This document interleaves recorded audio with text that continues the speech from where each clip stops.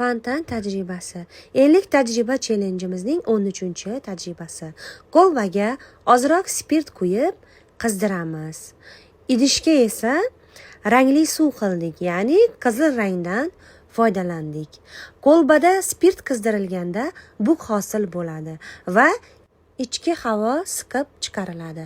Kolba sovuq suvga tushirilganda bug' tez kondensatsiyalanadi. Natijada kolba ichida past bosim hosil bo'ladi. Atmosfera bosimi ta'sirida suv va kolba ichiga fontan ko'rinishida otilib kiradi. Bu hodisa gazlarning kondensatsiyasi va bosimlar farqi bilan izohlanadi.